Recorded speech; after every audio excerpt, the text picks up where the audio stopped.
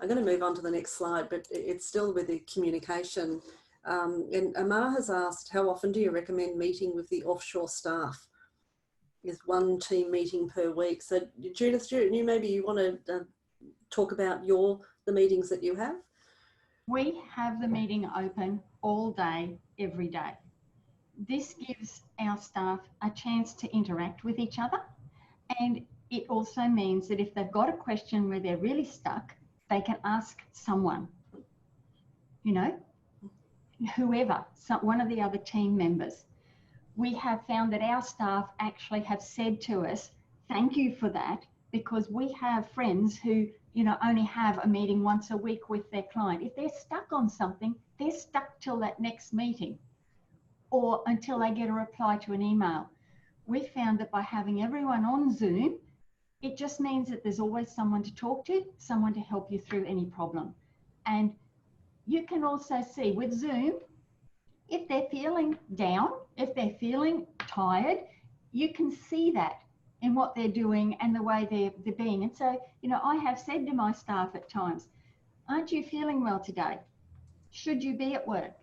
You know, should you go and see the nurse?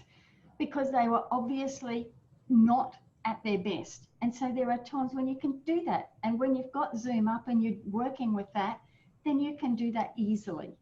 Mm. Yeah, and you mentioned also that you have a team meeting once a week as well. We have a team meeting once a week, basically because the time differences between Scotland and Australia are quite significant. And so Lindsay gets up early in Scotland one morning, and we work with the Philippines the last 2 hours of their time, and my staff in Australia actually stay back later. They make sure that they're at work from 4 till 6 that afternoon so that we can have our team meeting. And our team meeting is going through things together. We do training sometimes. It depends what people want and where we're at. But yeah, that team meeting is valuable to us, really valuable, but it's also great to have Zoom open for other times. Mm. Judith, linked to that, Amar has also asked, do you have the all-day Zoom meeting on with the video or just the voice? No, we have it with video. Mm. I did wonder at first whether everyone would feel like we were spying on them, but you know what? We've all got used to it. And in fact, we use it to have a bit of fun. You know, someone's yawning their heads off and we can, you know, make a comment to them, just like you would if they were sitting at the desk next to you. Yeah. You know, hey, did you have a late night last night? What happened? You know, so that you can actually generate conversation, and it builds the feeling of team. Mm. And you just have each one of the members are muted. They just mute themselves. You unmute yourself when you want to talk to someone. Yeah. Yeah, and then you've got those breakout rooms, which I didn't know Zoom had. Yeah. So you can have a breakout room and a couple of the team members if a couple of the team want to talk, you know, without being on the whole thing, we can send them to breakout rooms. That's fine. You know, Lindsay was running some training with us the other week, and she gave us all homework to do, and she said, okay, the Filipino team need to have a meeting so that they can discuss this, and the Australian team need to have a meeting, and we'll bring it back together. And so we just arranged that. Yep, okay, Filipino team want them team meeting now. Okay, off you go, and it works well. Yeah. I know I used to have weekly meetings with the staff, and they would bring to me their workload of what they've got on for the week. So it's more of a practical team meeting. Yep. And you just go through what work they've got on and what they need to do, what we need to push through. And we'd do that on a weekly basis. But I've been giving examples to other bookkeepers, you know, that have got staff that keep interrupting, and now that they're not on site, you know, how do we communicate? If we don't have a Zoom set up, you know, like your instance, well, I suggest that you pick a time of the day. So it might be, you know, the top of the hour, or a few times a day that you do open up a Zoom, or you connect with each other and have that communication of answer my questions, what are your roadblocks, so that you, because obviously they used to be in the room next to you, so that's not going to be able to happen. They can't just stand in front of you and demand some answers. So just opening up, you know, different times of the day to be able to do that. It also suggested, you know, as you know, Nick had said around the culture, have some coffee chats. So, you know, once a day you might have a coffee chat, or, you know, once a week you might have Friday drinks, or, you know, opening up meetings and so that you can stay connected with that as well. And I know, Deb, you were talking about, you know, with the communication in building relationships as well, keeping those relationships going. Yes, I've been reading or listening actually on audio books. In fact, I've got to give thanks to you, Nick, for Never Lose a Customer Again by Joey Coleman. Boy, that really did get all those thoughts going. We've got we've applied a lot of the things that he's suggested in that. But from that, I then found my way into Delivering Happiness by Tony Shea, and then the Zappos Experience by Joseph Michelli. Just finished that yesterday, and it's about the culture that Tony Shea has cultivated in Zappos is phenomenal, with thousands of staff. And Nick, you're very much part of Congo with that. So what's your experience with all of that, with culture and communication, and how do you convey that to when a new person comes on board, a new client of yours? Do you spend time talking to them about communicating with their offshore staff? Yeah, look, it's definitely a big module as part of our, what we call the journey of learning when a new client does come on. It's part of our onboarding program. I mean, I'm glad you read those 3 books from the roadshow. I put those 3 books up as the 3 pillars of every new team member that joins us reads all 3 of those books.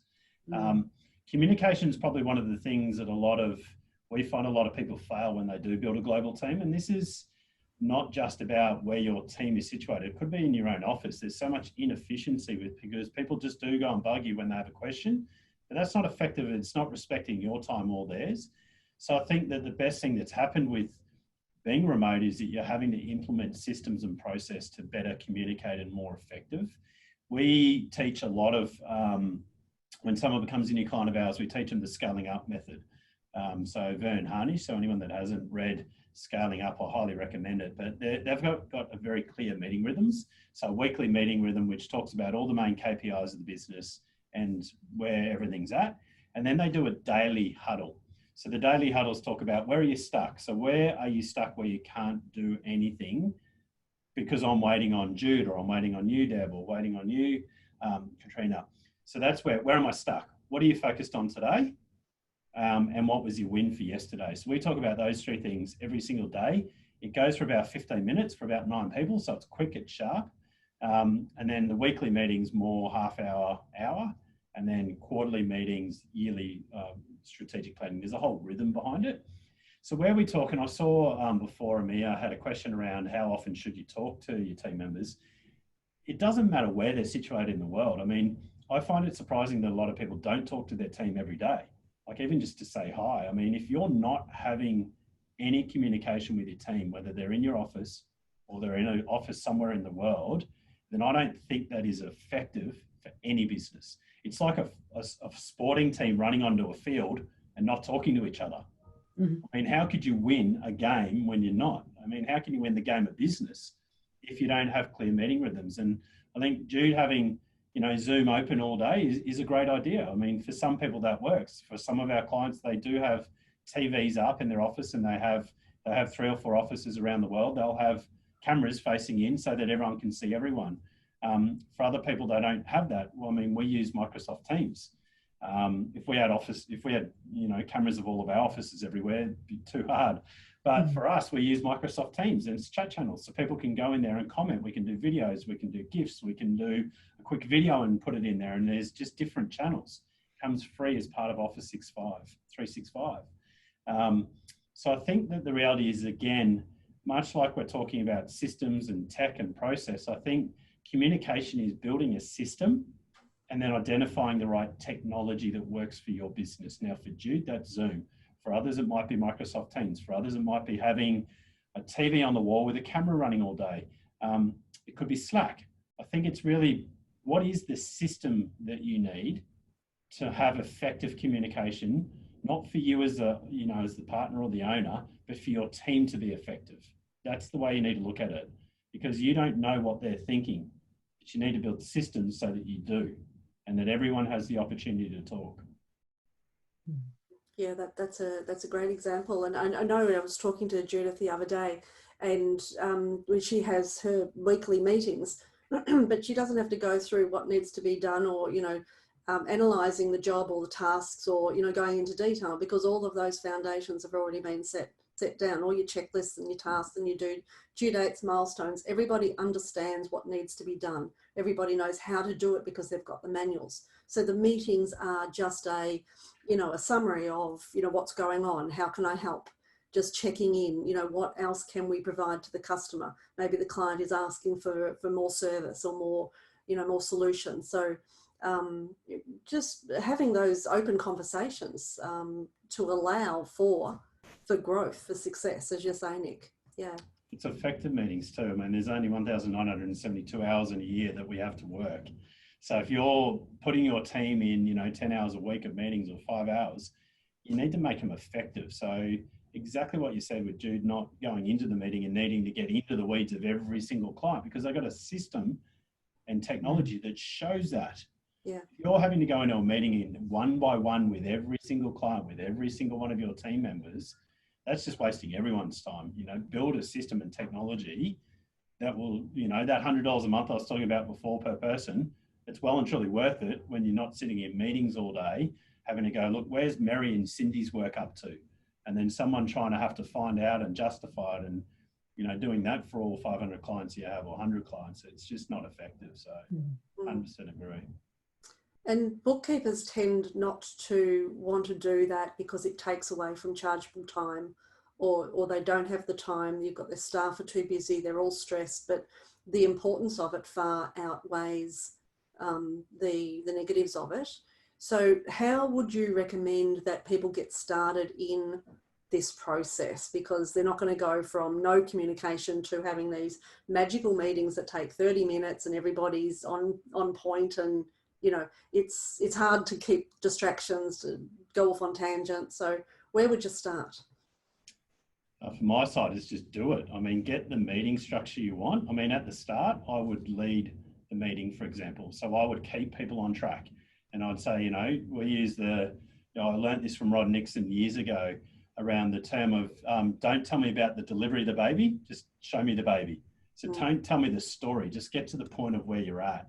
So being a really effective leader, you need to lead those and keep them on track so they are short and sharp. People are only saying, and it's a learning thing. Your team member are going to learn how to be concise and effective.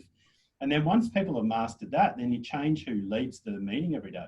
So tomorrow it might be Jude, and then the next day it's Deb. And then, so everyone then builds leadership skills. So it's not just about communication, you're actually developing people. But you need to be the effective leader to start with and just start doing them and make them valuable for people, because then they will want to. And call people out. One of our values is keep it real. So if someone comes to a meeting and they're not prepared with the information that they need to be able to deliver everyone, we'll have a keep it real conversation and say to them, you're not respecting our time or your own. Come prepared next time, and this will be run a lot more effectively and quicker for your benefit and ours. So, have those open and frank conversations that are not personal. It is what it is. And just do it. You got to start. Yeah, exactly. Just do it. You're not going to be a perfect at it from the start. And I used to print out the workload of the staff and go through it with them and go, it would take an hour for the three of us to go through. But, they would learn what I wanted in the meeting. So then I would train them in how to set that report up and tidy it up and present it to me. So then it was a 15-minute. So it doesn't happen straight away, but, we do encourage you to build this communication in, especially with remote staff, because you don't hear them huffing and puffing in the background. If they're struggling with something, they need to communicate that to you and learn how to do that. You need to go backwards to go forwards. Yeah, that's the reality. Exactly, without a doubt. Yeah. Awesome. Now, Amar's asked a few more questions. Do you encourage staff to liaise directly with clients or through the local office? Both? We have some of the staff liaise directly, and some clients are open for that. Other clients, we find it better for us to call them from the local office. It totally depends on the staff member and the client. We have a mix of both. Awesome. Yeah. I second that. I think quickly from my point of view, it depends on how your business is set up. So what work are they doing? If it's a client facing role, then yeah, definitely they have client facing. If it's they're just behind the scenes processing the work and they don't need to, then they don't need to. So I think it really comes back to what work are they doing, and is it client facing or is it non-client facing? Yeah. And yeah, making that determination of what the role of that staff member is. Yeah. And matching the work with the staff as well is important.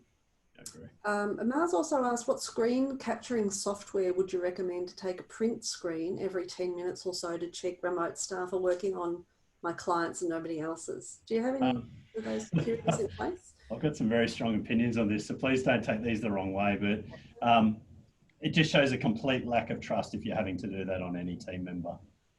So for me, if you're having to have screen capture software running in the background, I probably wouldn't employ that person to start with. You need to build trust, and you know, it's a respect thing. I wouldn't expect you to have that on your computer running in the background. So my personal opinion is if you can't trust a team member, then don't employ them. And that means locally or globally or whatever it is. You shouldn't need to be checking. You know, I've gone down this rabbit hole before. Like 8 years ago, we had screen capturing software. It takes more time to monitor that than it does to actually build trust and relationship with your team member. So I don't know if Jude, you have an opinion on that as well? We've never done it and we don't intend to. As Nick said, we've built the trust with our team members, and you know, I don't have a problem. They will actually say to me, I need time to go and do this, or I need time to go and do that, and that's fine. We just work with them. That's fine. Yeah. Okay. So Amar's brought it up because he was encouraged to do it, but he wanted your feedback, so he was very grateful of that.